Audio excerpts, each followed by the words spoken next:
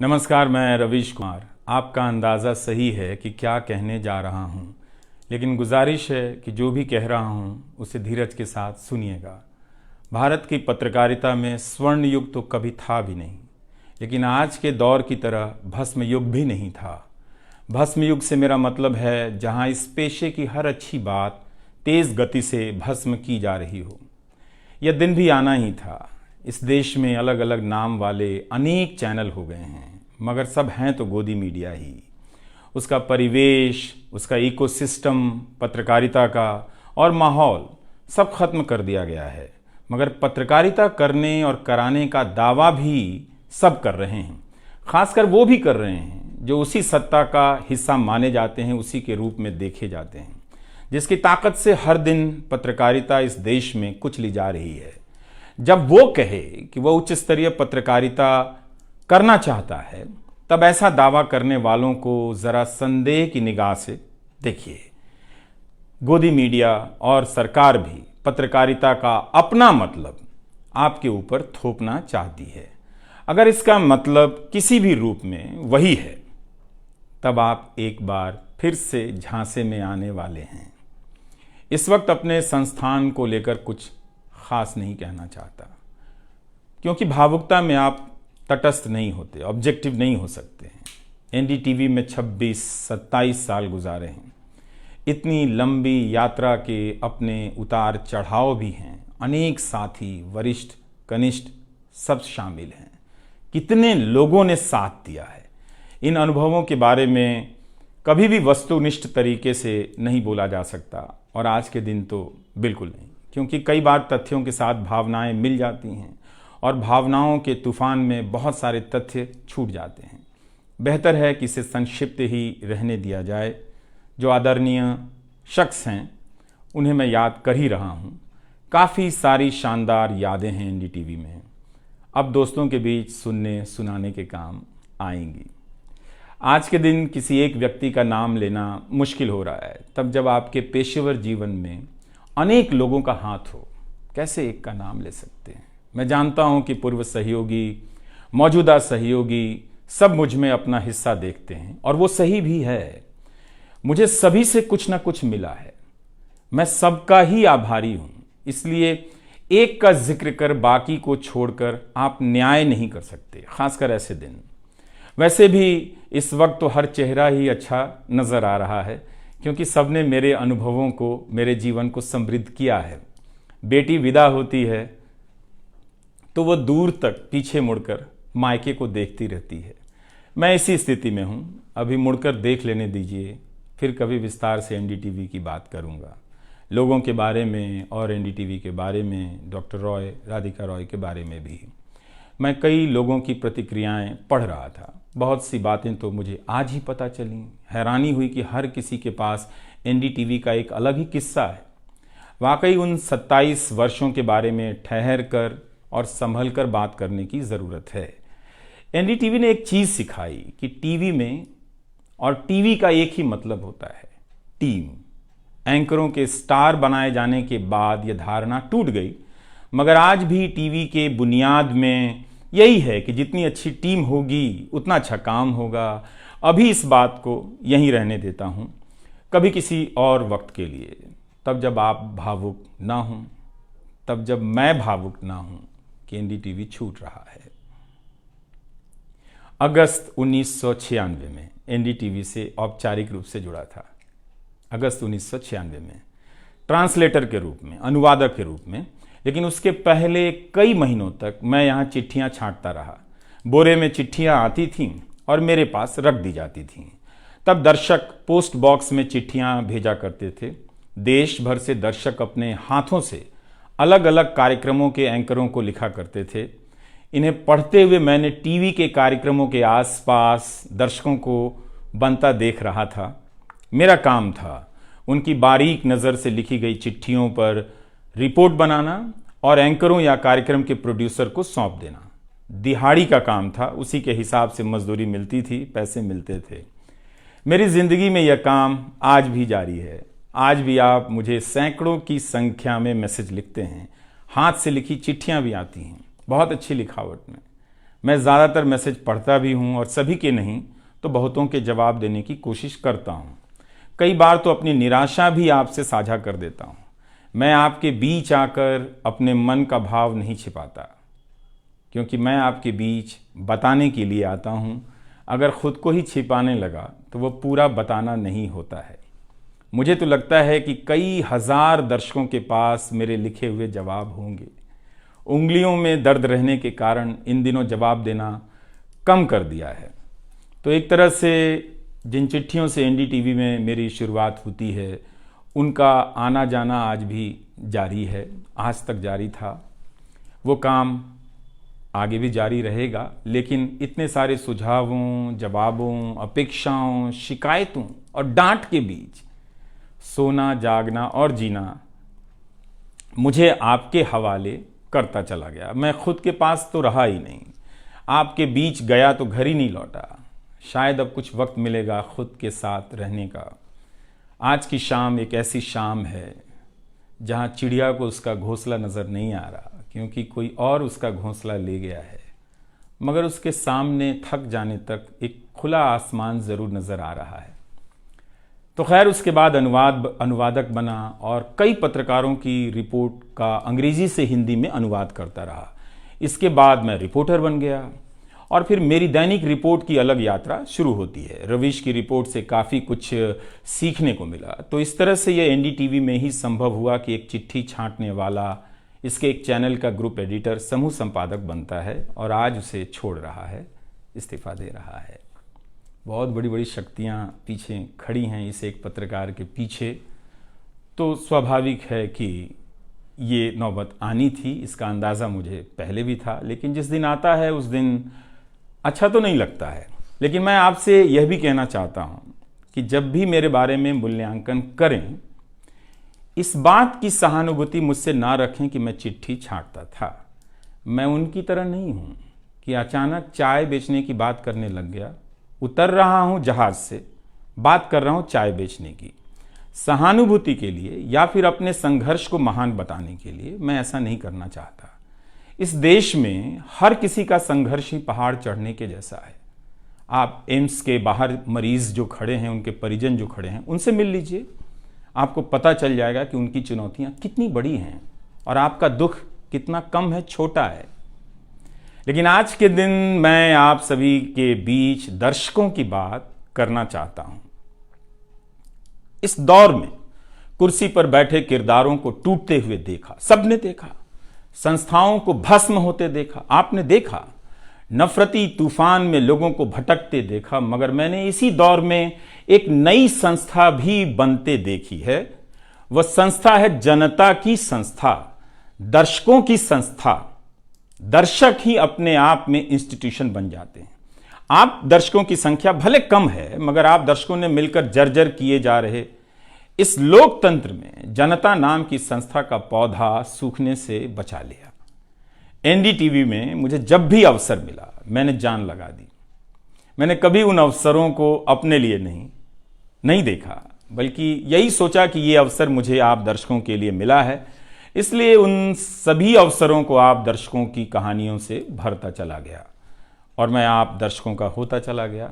आपका दावा मुझ पर बहुत बड़ा है, मैं जानता हूं। आप मुझ पर बहुत दावा रखते हैं।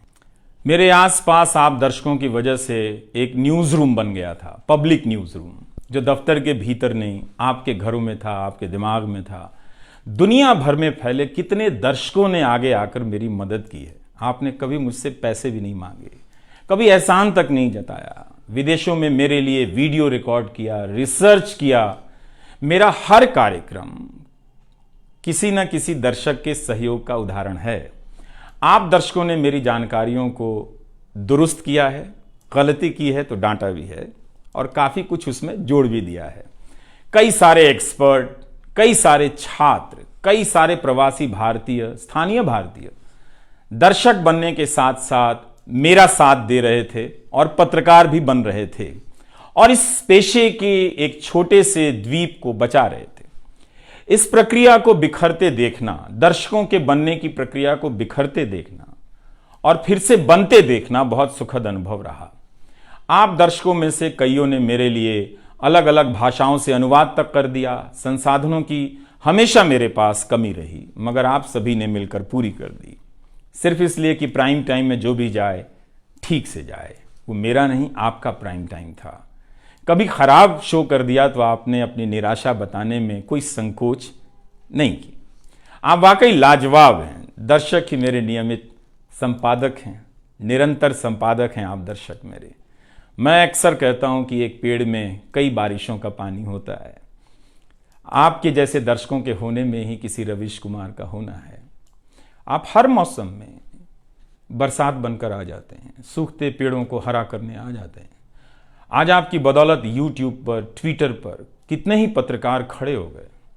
आप उन सभी के पीछे खड़े हैं। आज कई वेबसाइट हैं जिन्हें आप सब्सक्रिप्शन के बहाने आर्थिक मदद देते हैं। जब लोकतंत्र में एक भी संस्था नजर नहीं आ रही थी, अदालतें कमजोर नजर आ रही थी, आ रही हैं, आप दर्शक नजर आ रहे थे। आज के दौर में आप ही पत्रकारिता के सबसे बड़े संस्थान हैं। पत्रकारिता अब संस्थानों में नहीं बची है, आप जैसे दर्शकों के बीच बची हुई है, जिनकी मदद से आज पत्रकार सवाल पूछ रहे हैं। यही आपका इस वक्त में सबसे बड़ा योगदान है। हो सकता है कि कोई जनता की आवाज को पूरी तरह कुचल दे, उसकी आवाज पर धार्मिक नफरतों की आंधी धूल को भर दे, ढक दे, लोकतंत्र को मिटा दे, मगर आप दर्शकों का होना हौसला देता है कि लोकतंत्र भले खत्म हो जाए, मगर उसकी चाहत कभी खत्म नहीं होगी, क्योंकि आप जैसे दर्शक अपनी जवाबदेही को, जिम्मेदारियों को बहुत खूब समझते हैं। इस मुश्किल वक्त में आपने एक पत्रकार पर भरोसा किया, उसे कितना प्यार दिया।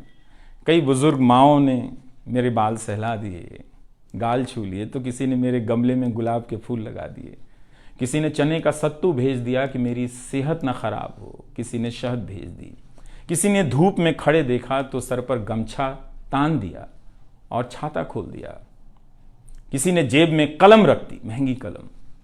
आज के दिन मैं एनडीटीवी से ज्यादा आप दर्शकों को याद करना चाहता हूं। आपके बिना मैं कुछ नहीं कर पाता। मुझे आप दर्शकों पर नाज है। कई बार लगता है कि मैं संस्था का कम, आप दर्शकों का प्रतिनिधि ज्यादा हूं। मुझे काम करने की आजादी मिली संस्था में, निर्बाध आजादी, और उस आजादी को मैंने हमेशा संभाल कर रखा, क्योंकि आपकी तेज नजर मुझ पर थी। खुद को काफी संभाला कि कुछ गलती ना आ जाए, कुछ मुझसे चूक ना हो और मुझ में अहंकार ना आ जाए और बदले में आजादी चली जाए। मेरे आगे दुनिया बदलती रही, मगर टेस्ट मैच के खिलाड़ी की तरह पिच पर टिका रहा। पर अब किसी ने मैच ही खत्म कर दिया है, उसे T20 में बदल दिया है। जनता को चवन्नी समझने वाले जगत सेठ हर देश में हैं, इस देश में भी हैं। अगर वो दावा करें कि आप तक सही सूचनाएं पहुंचाना चाहते हैं, तो इसका मतलब है कि डॉलर अपनी जेब में रखकर आपकी जेब में चवन्नी डालना चाहते हैं।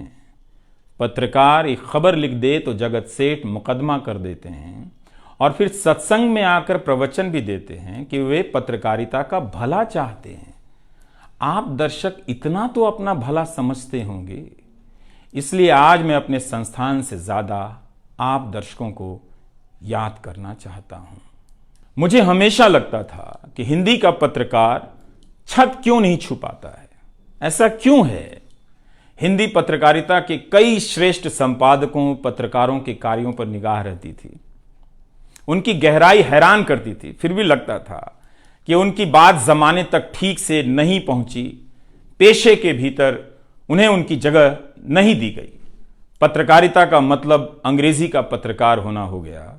इसके कुछ ठोस कारण भी हैं, उनमें विस्तार से जाने का समय नहीं है, लेकिन तब भी हिंदी के जुझारू पत्रकार आसमान क्यों नहीं छू सकते हैं, यह बात कचोटती रही। इन सब बातों ने मेरे व्यवहार में काफी बदलाव कर दिए। भाषा को संयमित किया, मर्यादित किया, ताकि हिंदी का प्रभाव कम ना हो। बहुत सजगता से अपना काम इस तरह से किया कि लोगों को, देश के किसी भी हिस्से के लोगों को मेरी हिंदी से प्यार हो जाए। मेरी मातृभाषा हिंदी नहीं है, भोजपुरी है। भोजपुरी गांव है मेरे लिए। हिंदी मेरे लिए भाषा का वो शहर है, पहला शहर, जहां मैं गांव से शहर आया था, लेकिन मुझे भारत के हर राज्य के दर्शकों से प्यार मिला है। हिंदी प्रदेशों की कुंठित राजनीति ने हिंदी को हथियार बना दिया। इससे हुआ कुछ नहीं, हिंदी को लेकर कुंठाएं ही बढ़ती चली गईं, किसी का भला नहीं हुआ। मैं उन सभी गैर हिंदी भाषी पत्रकारों, सामाजिक कार्यकर्ताओं, विद्वानों का शुक्रिया अदा करना चाहता हूं, जिन्होंने मेरी हिंदी को समृद्ध किया, जिन्होंने मेरे लिखे हुए का अपनी भाषा में अनुवाद किया और अपनी भाषा में लिखी हुई जानकारियों का मेरे लिए अनुवाद कर दिया मुफ्त में। कई बार लगता था कि अलग अलग डिब्बे जुड़ते जा रहे हैं और रेल बनती जा रही है। उर्दू, मलयालम, तमिल, कन्नड़ा, पंजाबी, गुजराती, मारवाड़ी, बंगाली, मराठी भाषा के पत्रकारों ने कितना कुछ जोड़ा है। यह बात कहीं हिंदी बनाम अंग्रेजी की तरफ ना मुड़ जाए, इसलिए कहना जरूरी है कि अंग्रेजी भाषा में लिखने वाले विद्वानों और पत्रकारों ने मेरी खुलकर मदद की है, मेरे साथ बराबरी का व्यवहार किया। जो नहीं कर सके, ऐसे हैं, उनका क्या हिसाब करना, उनका क्या रोना, मगर जो बराबरी के साथ पेश आते रहे, उनका आभार व्यक्त करना चाहिए। उन सभी ने अपना श्रेष्ठ मुझसे साझा किया, किताबें दी, अवसर बताए, मेरे लेख का अनुवाद तक कर दिया, ज्यादा लोगों तक पहुंचा दिया। मेरे जीवन में इतिहास के मेरे शिक्षकों का बहुत योगदान है। मेरे शिक्षक मेरी जान है। मैं चाहता हूं कि आप मेरे जरिए मेरे पीछे खड़े अनगिनत लोगों के बारे में जानें, उन्हें भी देखें। और दोस्तों को कौन भूल सकता है, बहुत अच्छे अच्छे दोस्त मिले, कम मिले लेकिन मिले। आप जनता के बीच जाने के तमाम अवसर मेरे लिए बहुत खास हैं। तमाम आंदोलनों को कवर करने गया, आपके बीच जाते ही जो चीज खास नजर आती थी वो है एक पत्रकार के प्रति आपका विश्वास, आपकी समझ। आप लोगों से मैं घिर जाता था। आपके भीतर कितना कुछ बहने लग जाता था, जिसे एक राज्य को सुनना चाहिए, जिसे सुनाने के लिए पत्रकार से अच्छा कोई जरिया नहीं। मुझे आपके बीच आकर हमेशा लगा कि आप सरकार को कैसे देखते हैं, और मैं उस नजर से सरकार को देखने लगा। इसी का भरोसा है कि आपकी सक्रियता में ही भारत का लोकतंत्र धड़कता है। शाहीन बाग और किसान आंदोलन की जिद में मुझे सूरज की रोशनी दिखाई देती है। आपको जनता बनते हुए देखा है। मेरा विश्वास गहरा होता चला है कि तंत्र भले खत्म हो जाए, लेकिन जनता के बीच जन बचा हुआ है। एक दिन यही जन आज से बेहतर तंत्र बना लेगा। आज कुछ लोगों को यकीन हो गया है कि सारा तंत्र उनके कब्जे में है। अब जन का कोई मोल नहीं। मीडिया को खत्म कर विपक्ष और जनता को खत्म किया जा चुका है। ऐसा सही भी है, मगर यही शाश्वत नहीं है। एक ना एक दिन जब लोग अपनी नफरतों से जर्जर हो जाएंगे, उनकी नफरतें उनके शरीर से दरकने लग जाएंगी, तब उन्हें किसी नई जमीन की तलाश होगी, किसी पत्रकार की याद आएगी। नफरत की गुलामी से बाहर आने का रास्ता आप ही बनाएंगे, आपको ही बनाना है। एनडीटीवी में मैंने लिखना, बोलना सीखा, दिखना सीखा, अच्छे कपड़े पहनना सीखा, टाई पहननी सीखी। बस केवल डांस नहीं आया, क्योंकि काम से वक्त ही नहीं मिला। आप सीख लीजिएगा। आज के दिन मैं अपनी महिला सहयोगियों को खास तौर से याद करना चाहता हूं। काम के प्रति ईमानदारी, टिक कर काम करना और पेशे की नैतिकता की समझ मुझे अपनी महिला सहयोगियों से मिली है, और मैंने उनसे चुरा भी ली है। उनसे मेरी सामाजिक और नैतिक समझ बहुत बेहतर हुई। मेरी इस यात्रा में बहुत सी समझदार औरतें और लड़कियों के अनुभव शामिल हैं। मेरी जीवन साथी का भी, मेरी बेटियों का भी, मेरे सास ससुर ने बहुत साथ दिया ताकि मैं बाहर जाकर रिपोर्ट कर सकूं। मेरी माँ, मेरी भाभी, मेरे परिवार के सदस्यों ने भी। ठठेरे की तरह सब ने पीट पीट कर पीतल से बर्तन बना दिया। यह मैं इसलिए भी रेखांकित कर रहा हूं कि पत्रकारिता के पेशे में मर्द ही नहीं, मर्दवादियों का कब्जा है। उनकी आक्रामकता के बीच कई बार दम घुटता था। इतनी आक्रामकता के बीच आप रचनात्मक हो ही नहीं सकते, संवेदनशीलता आ ही नहीं सकती। इस पेशे में तमाम महिला सहयोगियों ने मुझे मर्दों की आक्रामकता से बचा लिया। अगर आप इस पेशे में आ रहे हैं, विद्यार्थी हैं, तो हमेशा अपनी महिला सहयोगियों के साथ सलीके से पेश आइए, उनकी काबिलियत को स्वीकार कीजिए, तारीफ कीजिए। प्राइम टाइम के वक्त अक्सर कहा करता था, मुझे काम करने दो, 9 तो 9 बजे ही बजते हैं। सुबह उठते ही मेरे दिमाग में रात के 9 बजने लग जाते थे। मैं टाइप करने लग जाता था, रोज़ 5000, 6000, 7000 शब्दों की टाइपिंग। अब शायद 9 ना बजे, प्राइम टाइम ना हो। मुझे पता नहीं था, पता नहीं है कि अब 9 बजे क्या करूँगा। मुझे टीवी से बहुत प्यार है, इस माध्यम से दिल लग गया था, शायद इसी वजह से दिल टूट रहा है। वो लाल माइक याद आता रहेगा, अब वो लाल माइक नहीं होगा। मैं जानता हूं कि आप दर्शकों की आदतों में मैं शामिल हो गया हूं। आप काफ़ी तकलीफ़ में थे कि मेरा क्या होगा, मैं क्या करूंगा, मैं प्राइम टाइम क्यों नहीं कर रहा हूं। मुझे लगा कि चुपचाप किनारे हो जाना चाहिए, धीरे धीरे मेरे नहीं होने की आदत आपको डाल देनी चाहिए। इसलिए कई दिनों से प्राइम टाइम नहीं कर रहा था, ताकि आप मुझे कुछ भूल सकें। मगर आप हैं, मानते ही नहीं। हर रात 9 बजे के बाद मैसेज करने लग जाते हैं कि कहाँ हो, बीमार तो नहीं हो, सब ठीक तो है, एनडीटीवी में क्या चल रहा है, आप अच्छे हैं। तो भारत का मीडिया स्पेस बदल चुका है। उन हजारों युवाओं की सोचिए जो पढ़ाई पत्रकारिता की कर रहे हैं, लाखों रुपए लगा रहे हैं, मगर उन्हें काम दलाली का करना पड़ेगा, क्योंकि इसके लिए अब कोई सांस्थानिक जगह नहीं बची है। इसी के बीच जो आने वाले पत्रकार हैं, जो इस वक्त पत्रकार हैं, सभी को जूझना है। कोई घुट रहा है तो कोई इस पेशे को छोड़ रहा है। कई लोग कहते हैं कि नौकरी की मजबूरी के अलावा पत्रकार बनने की कोई दूसरी शर्त नजर नहीं आती, कोई उत्साह नहीं है। यहां तो जस्टिस तक कह रहे हैं कि जमानत देने पर जजों को टारगेट किए जाने का डर लगता है। जब जज को ही डर लगता है, तब फिर इस दौर में यह बोलना भी गुनाह है कि मुझे डर नहीं लगता है। एक डरा हुआ पत्रकार मरा हुआ नागरिक पैदा करता है। इसलिए बोला कीजिए कि हमें डर नहीं लगता है। आप उस देश के नागरिक हैं जिसने नंगे पांव ब्रिटिश साम्राज्य को घुटने पर झुका दिया।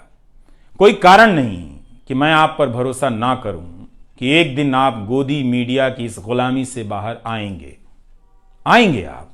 आप हमेशा इस गुलामी में नहीं रह सकते। इसकी गुलामी से आपको लड़ना ही पड़ेगा। यह सबकी लड़ाई है। इस लड़ाई के बिना आप दुनिया में सर उठाकर नहीं चल सकते। आपकी यही पहचान होगी कि आजाद देश के गोदी मीडिया के गुलाम हैं। इसके खतरे की गंभीरता को समझिए।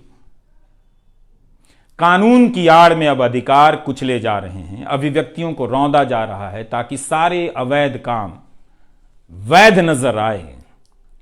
इस समय मेरे रास्ते निश्चित नहीं हैं, निश्चित हैं तो सिर्फ हौसला है। उसका भी क्या भरोसा, कभी आसमान में होता है, कभी पाताल में। एक YouTube चैनल बनाया है रवीश कुमार ऑफिशियल, और फेसबुक पेज भी है रवीश का पेज। इसे सब्सक्राइब कीजिएगा। अब मैं YouTube पर ही नज़र आऊँगा, एनडीटीवी इंडिया पर नहीं। किसी संस्था के साथ मर्यादाएं बहुत अलग होती हैं, फ्रीलांस और आज़ाद जीवन की अलग। लेकिन इस बार परिवार के साथ थोड़ा वक्त बिताना चाहता हूँ, जीना चाहता हूँ। मैंने इस्तीफ़ा दे दिया है। नमस्कार, मैं रवीश कुमार अब आपको उस चैनल पर सुनाई नहीं देगा। नमस्कार, मैं रवीश कुमार।